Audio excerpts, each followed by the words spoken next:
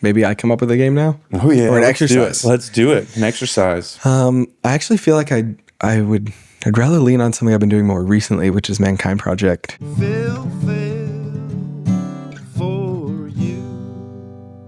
Let's go. Processing. So typically in Mankind Project I groups, we go through the rounds of the lover round. We check in. The warrior round is about accountability and integrity. The magician round is about transformation, and the king round is about a blessing and a, round it all out kind of thing. Which of the four do you feel interested? Are we missing one? No. Is there a lover? Yeah, lover. Lover? Yeah, lover first. Lover, warrior, magician, king. That's right. And that's the right. order. That's the order that the groups will typically go in. I think the book is King, Warrior, Magician, Lover. Right. It's a little Which different Oscar order. talked about that in his interview. Mm-hmm. Okay, what were you saying? Which of the four rounds do you want to do an exercise from? Ooh, we're doing psychedelics, so let's do transformation. Okay. Psychedelics is probably a magician archetype. Yeah. All right. So I want to be careful here because in the Mankind Project, one of our agreements is confidentiality. And so the processes that we use during the magician round, it's my belief that I want to hold some of those confidential. But if we're both open to sharing our experience, which we are, because we're here. We're here. And I'll own my no's and my yeses. Yeah, me too. All right. So typically the way that I like, or the way that I've done this is we would close our eyes and come up with a work statement. Like if I were to do work today, I would do work on blank.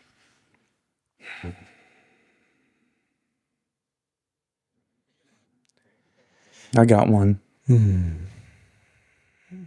I got one too. What you got? If I was going to do work today, I'd do work on authenticity, on putting down whatever different voice I take on when I say, welcome to Phil Phails, and try to find some authentic voice, some real expression, an intimate, vulnerable kind of expression that's playful. Yeah.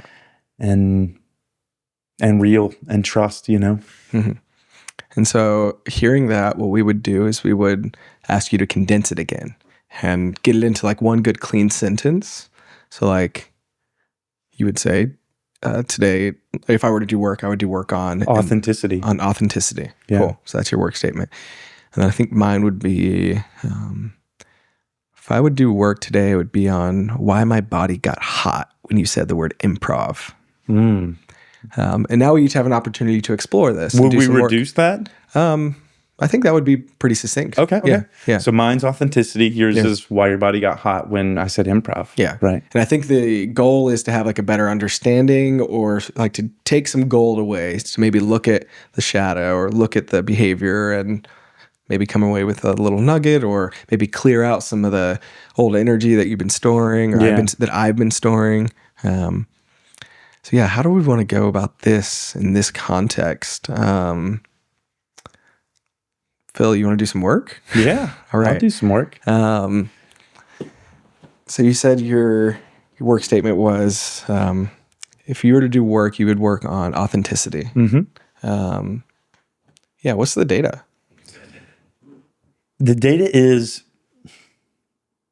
a couple days ago, I didn't get a lot of sleep. And I was a little bit delirious at that place where I was just fun and off the cuff and a little wild. And I liked it. Yeah. It's me. And it's just kind of turned up the volume on playfulness and turned up the volume on silliness. And yeah, there's a fear I have that I won't be taken seriously, or it'll be cringe to demonstrate or to express in that way. Yeah. Yeah. And so you had some cringe when you feel authentic. Do you feel cringe as well? I don't feel cringe. I think I create a world where they won't accept it.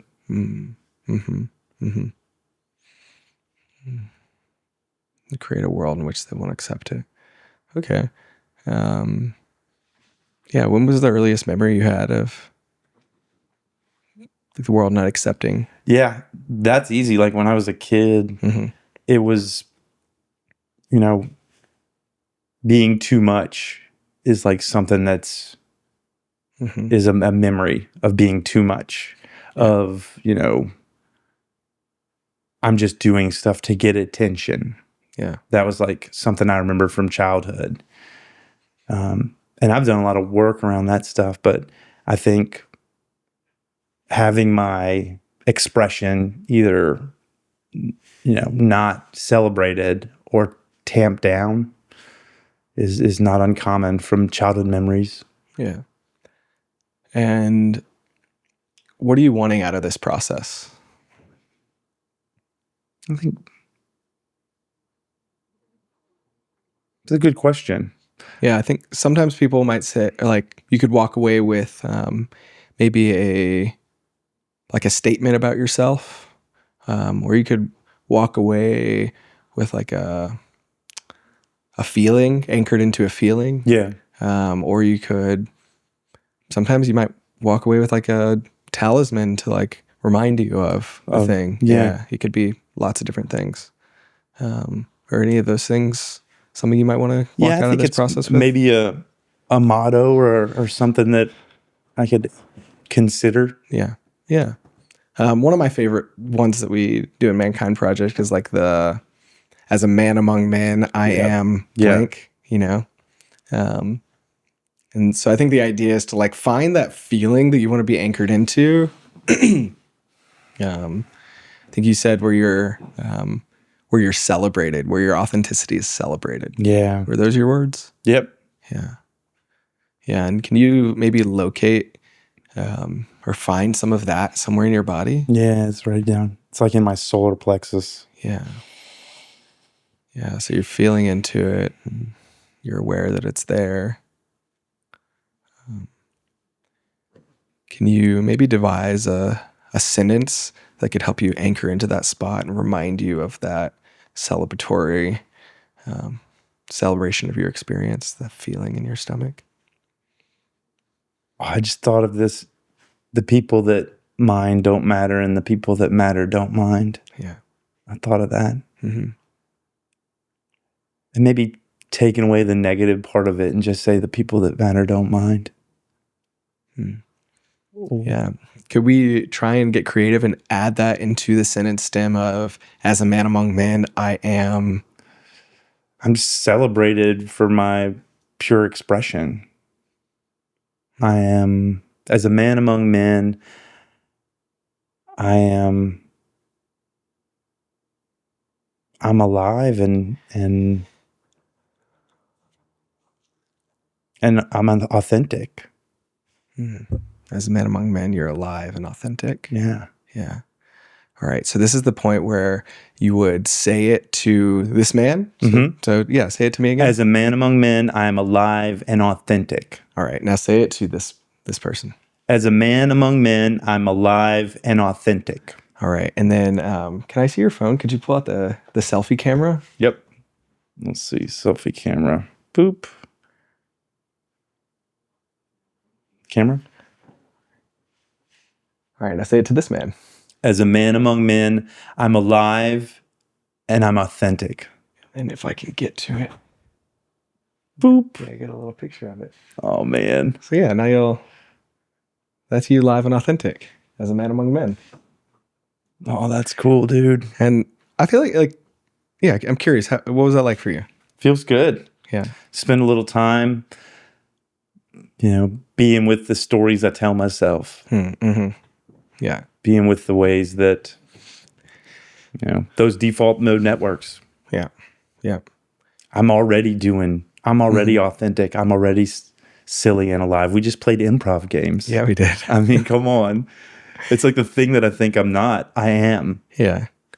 Yeah. You're maybe, I think I heard this from Mankind Project or maybe even from Brave, but like your greatest wound is your greatest gift. Mm-hmm.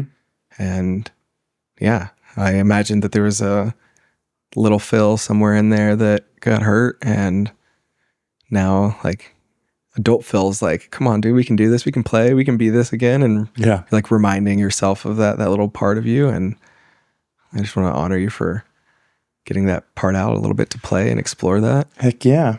And yeah, I think if we did this maybe in privacy of no cameras or no one outside of Mankind Project, we might bust out some other tools and processes and maybe do something to get like a more bioenergetic release, like get you to really feel it in your body and then do an action or something. Scream and like scream or pull something out of you or do something like perform a psychodrama. Psychodrama. Yeah. That's what I was thinking. I think that's some really powerful stuff. To anchor the experience to an emotional, like a memorable event. Yeah. And that way, it's transformative. You can remember that statement or remember what you got out of it and take it with you out into the world. Yeah. What do you think's up with the heat in your body when you were invited to do improv? I don't know. I think that sometimes I just like, the story I'm telling myself is that I look ridiculous and then I'm not okay. Like I don't like the judgment of ridiculous or silly. Like I think it's because I want to be taken more seriously and I'm afraid that if I play like that, people won't take me seriously. But I've noticed in my partnership with India that I am so silly and goofy and I have all these voices inside of me that I use and playful different parts of me. And like India and we've been dating for over a year and I feel like I'm really like settling into the relationship because like all these parts are coming out and I get to like really play and we have so many inside jokes and it's like so much fun to hang out with India. And like I feel like my like little one really gets to like playful out and I'm like wanting to bring that more into the world. And I think that there's some like fucked up shit that happened to me, to that little boy. And so I have to like really coax him out to play and kind of regain his trust that I can take care of him. Is there an early memory of this type of experience? I mean, like the first thought that comes up is like I'm standing on the track at my elementary school and I'm getting picked last for the games we're playing. Yeah, maybe I was like, I didn't get noticed. Like I played so hard. Oh, wow. Yeah, I'm having a lot of sensation on this. Like my cheeks are kind of like lighting up. I think that didn't matter how hard I fucking played and how good I was at the game. That's not the thing that people picked me for. Like they didn't pick me because I could play well. They just picked the kids they liked more. Or at least that's my story. And so I'm like, well, like I just don't take it. I don't take playing seriously or something unless like I know I'm going to be noticed for it. And so I think something more subjective like play, I'm like, I don't know if I'm good at this. Like I can't be really good at it. I can't have control over how good I am of it or what other people are going to think. And I don't want to like portray myself in a way that might make people not like me or not pick me for their team. Yeah. What comes up for me is in the learning process or in the research process or in the writing process, you want people to see the finished draft. You want people to see the thoughtful, intentional execution. You don't want people to see the figuring it out. Yeah. Yeah. It's vulnerable. But then again, there's places that I am so safe and expressive. Like with India, at Ecstatic Dance. Yeah. I am so expressive. Like, and I don't have any of that choreographed, but I'm like dancing like a ballerina up there, you know? Yeah, you didn't take ballerina class. Yeah, and like, I don't care if it's proper form or whatever. It's like lyrical or like more contemporary. Like I'll dance all sorts of different ways. And I'm comfortable doing it there, but I've also been dancing for like 8 years, like almost every Sunday for 8 years. And it's not just the dancing every Sunday. It's probably with that community, that's safe people. That's that container that's created by a bunch of relationships. Yep. And it was built over time. And I would say like, that's an area where I feel like I can go out and play and like, I've gotten more comfortable there playing even as of recently. Like I started facilitating at the Sunday morning ecstatic dance back in December of last year. And I think I just, let's see, December, January, February, March, April, May. I think I just did my 6th facilitation. And I was so much more comfortable grabbing the mic and like talking and like moving around. And I just like took my time and like I was so much more comfortable because I had done it. And like, yeah, I think I just felt like I could say what I wanted to say. And like Keith might say, like, give me some pointers or something, but like I didn't care what anyone had to say about how I facilitated. I knew that I was doing it the way that felt good for me. Internal referencing. Yeah. Yeah. Is there some kind of takeaway you want from looking at this? Yeah, I think.